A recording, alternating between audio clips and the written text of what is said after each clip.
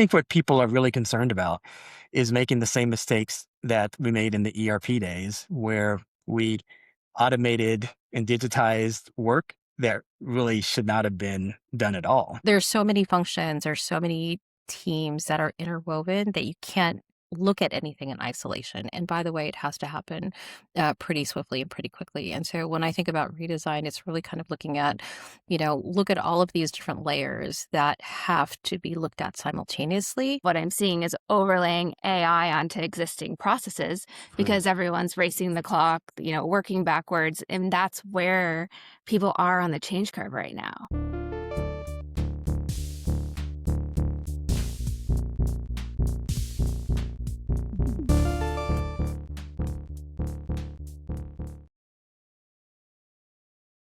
Welcome to Under the Hood, a show where we explore how organizations really work and what drives them forward. My name is Eric, and for over 30 years, I've been an external business consultant focused on managing large-scale organizational change and improving companies' operational processes. In my line of work, you'll often hear the saying, "Nothing stays the same except change." But is that true in the age of AI? Is AI changing the way organizations change? Or are people people and the fundamentals are still the same? I sat down with two colleagues to explore if AI is changing the way we redesign organizations. Not the tools, I'll save that for a different episode, but the core fundamental principles behind redesigning operating models and process flows. Is that different because of an AI environment? Kate Coelho is Director of AI Change and Transformation at Microsoft, and Arlyne Aranda is founder of a firm called AC Collaborative, where they build and run some of the best change programs I've seen. Arlyne also hosts a podcast for early career consultants that you should check out. I know that in the spirit of McKinsey research, there's some literature out there that says that they estimate that generative AI could create 2 to 4 trillion in annual value. But I think the understanding is that many believe a significant portion of that value actually comes from the redesign of work, workflows, and operating models. Be curious to kind of get your take on what does true work redesign look like in the AI space, and how much of that redesign are you seeing kind of in practice in the spaces that you're working in? Yeah, I'll start out with that one. So I think now people pretty much know what needs to be done when it comes to redesign and automation. You know, doing your current state analysis, you want to keep your eyes open for what can be automated versus what should be augmented by AI. Where you can have human decisions versus where you have clear enough business rules so that you can have machines make the decisions. Where you have data that's ready, where you need to do to get your data ready. I think, people kind of know that. I do think, though, that um, people don't always think about where they have non-standard work. Can they identify what triggers that, right? Because if you can, then you can kind of automate that a little bit more too. So I think people get that. Um, what I have seen that's interesting is leaders and consultants sometimes disagreeing on where to start, right? Should you start to redesign at the task level? Should you start it at the, because AI changes tasks, or should you start at the workflow level so you can kind of get KPIs and metrics in place at a higher level? And Kate, I'm going to take kind of a play from your playbook and say, it depends on the problem you're trying to solve, right? I mean, yeah, if you get 80% of your costs in a handful of tasks, then sure, start at the task level. If the problem is customer experience and you've got delays between departments, then yeah, start at the workflow level. But I think what people are really concerned about is making the same mistakes that we made in the ERP days, where we automated and digitized work that really should not have been done at all, right? We were trying to digitize approvals and they ended up sitting in work queues.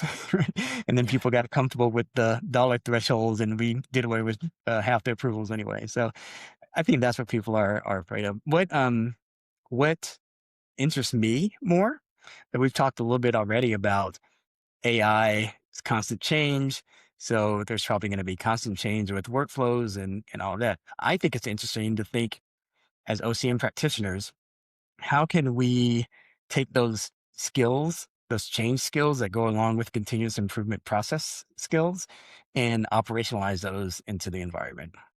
When I think about it, I mean, we're looking at not only to your point in terms of Kate's playbook, in terms of like, what are we trying to solve? But when I think about it, I mean, we are really kind of looking at environments that have to be redesigned on multiple levels, right? I mean, we're looking at individual jobs and really kind of team structures. We're looking at processes. We're looking at operating models because, we're in a place where AI is something that's going to happen throughout an organization, throughout a team and an enterprise, level, and not just, isolated functions where some of the traditional technology implementations that we've been working on, really kind of live and reside, right? We're not looking at just, one specific team that's impacted. We're looking across the board. And so, there's so many functions, there's so many teams that are interwoven that you can't look at anything in isolation. And by the way, it has to happen pretty swiftly and pretty quickly. And so when I think about redesign, it's really kind of looking at, look at all of these different layers that have to be looked at simultaneously, whether or not we actually, have the bandwidth to transform that immediately, right? That's always a struggle, but I think that's something that we are really kind of forced to think about and look at. And then the last thing, the other thing that I would say about about redesign before I give the floor to the two of you, I think there's I chuckle a little bit because in past implementations, we spend so much time documenting processes and workflows, right? I mean, we spend so much time, we build that into our scope of work where it's just like, oh, 6, 8 weeks of just documenting the current state so we can figure out what the future state is. Well, to your point in terms of, that everything is moving so fast, everything is obsolete by the time you do it. And then it's that much more, with AI because AI can actually do that for you in a matter of, minutes or hours, where once upon a time, it took an entire team of consultants or entire team of stakeholders to really go through that process. So I think it's really fascinating. I think, you know, the OD side of the people work, especially, will will have their hands full. Yeah, absolutely.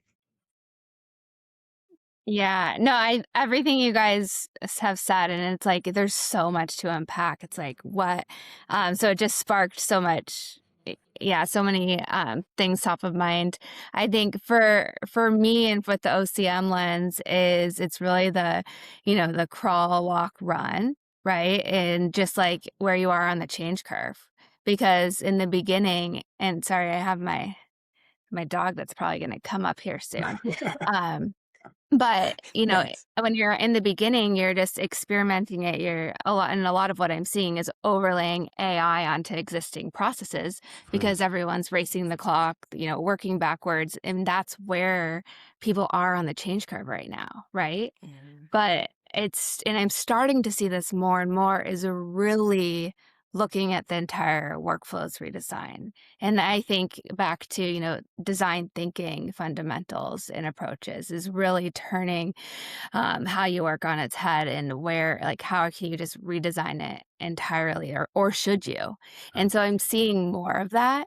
Um, but I think, yeah, I just keep coming back to we're all experiencing this and going through this change, and where are we on the change curve, right? And so I think we're about to see a lot more of these workflow redesigns, and the ROI that I know like a lot of companies are talking about or not seeing yet.